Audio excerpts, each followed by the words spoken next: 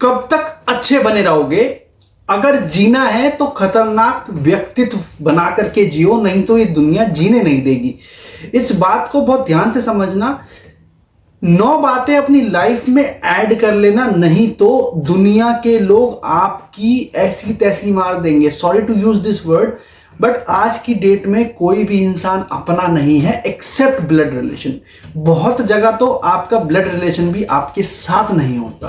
ध्यान से समझना। देखो, जिंदगी की परेशानियां, दिक्कतें हर समय आपके सामने खड़े हो जाएगी, और सबसे ज्यादा अगर आपको किसी को परखना है ना, तो मुसीबत के समय एक बार बुला करके देखना। अगर वो इंसान खड़ा हो गया ना आपके साथ बिना किसी लोभ लालच के, तो वो इंसान आपके साथ है।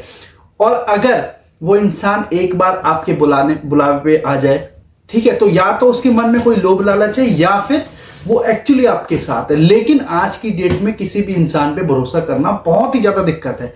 अगर आपने अपना खतरनाक व्यक्तित्व बना लिया ना, खतरनाक व्यक्तित्व का मतलब ये नहीं है कि आप क्रिमिनल बन जाओ। खतरनाक व्यक्तित्व का ये मतलब नहीं है कि आप हमेशा गुस्से में रहो। खतरनाक व्यक्तित्व का ये मतलब नहीं है कि आप नेगेटिव बनते चले जाओ। खतरनाक व्यक्तित्व में ये 9 बातें होनी चाहिए जो आपको समझनी होगी, और इसमें कोई बुराई नहीं है। सबसे पहली ये बात ध्यान रखना कि ये अगर 9 बातें आपके अंदर होगी तो इसमें कोई बातें नहीं है। ध्यान रखना, हो सकता है ये वीडियो आप बहुत ज्यादा पटी लगे। ये 9 बातें आपको सिखाएंगी कि यार ये कैसे हो सकता है। ये तो मैं, अगर ये हो गया तो दूसरे इंसान तो मेरे को कहीं का नहीं समझेंगे। तो पहला पॉइंट बहुत ध्यान से समझना कि सीधा ना बोलना सीखो। देखो, कई बार क्या होता है कि किसी शरीफ इंसान को अगर आप कोई काम बोलो, आपको लगता है कि यार ये काम, इस इंसान को प्रेशर डालूंगा ना, हाँ बोल देगा। लेकिन कई बार क्या होता है कि वो नहीं करना चाहता, या नहीं कर सकता, या नहीं करेगा, फिर भी वो अपनी लज्जा के अंदर, जिद्दोजहद में आपको बोल देता है हाँ भाई कर लूंगा। लेकिन उसके बाद क्या होता है कि वो अपने चीजों को हटा करके उस चीजों को कंप्लीट करना स्टार्ट कर देता है, जिससे उसका खुद का नुकसान होता है। अब हुआ क्या, आपने तो अपना काम निकलवा लिया, लेकिन उस इंसान का पूरा काम चौपट हो गया। लेकिन बस फर्क सिर्फ इतना है कि वो ना नहीं बोल पाया और आपका काम कंप्लीट हो गया, उस इंसान के साथ परेशानी क्रिएट होगी। दूसरा पॉइंट, मतलब पहले पॉइंट में आपको यही ध्यान रखना है कि ना बोलना सीखे।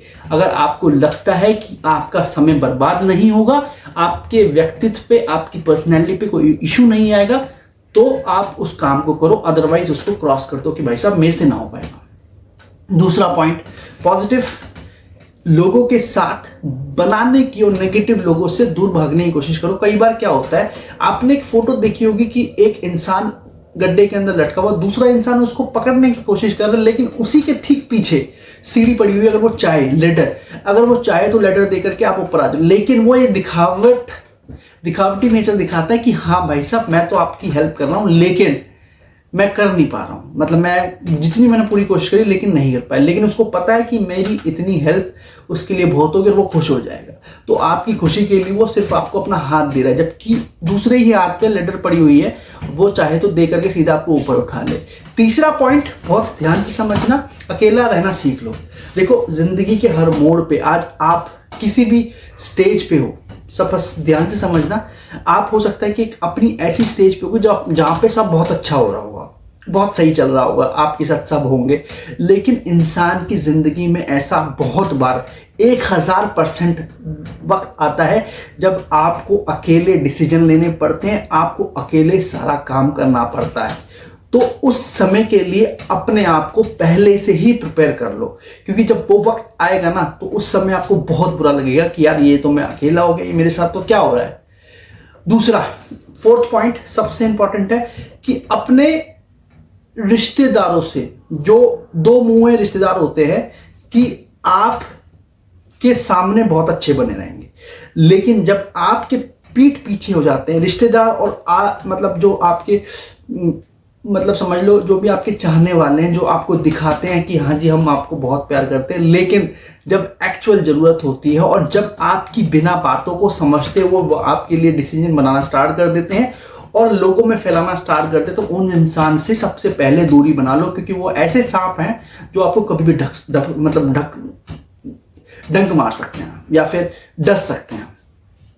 5वां पॉइंट ध्यान से समझना, 9 पॉइंट में 5वां पॉइंट क्या है कि इंसान को ना हमेशा अपने ऊपर कॉन्फिडेंस होना चाहिए।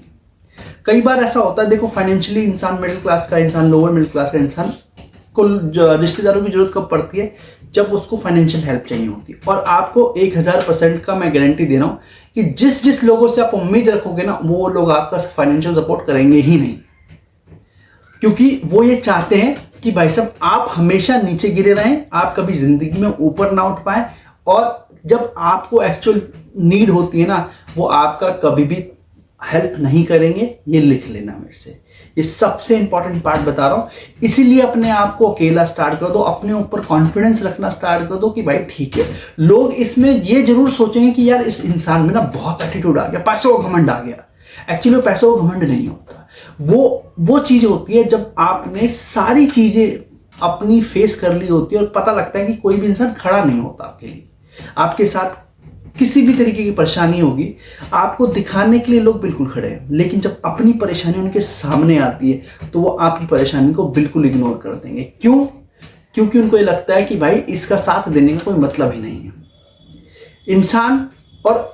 इंसान को हमेशा अपने ऊपर कॉन्फिडेंस पूरा होना चाहिए कि अकेले ही सब कुछ करने का हिम्मत रखता हूँ, और आने वाले अपने बच्चों को, बहन भाइयों को इतना इंडिपेंडेंट बना दो कि कभी किसी की जरूरत ना पड़े। भगवान से सिर्फ एक ही प्रार्थना करो कि कभी भी मैं हूँ अकेला सब कुछ संभालने के लिए।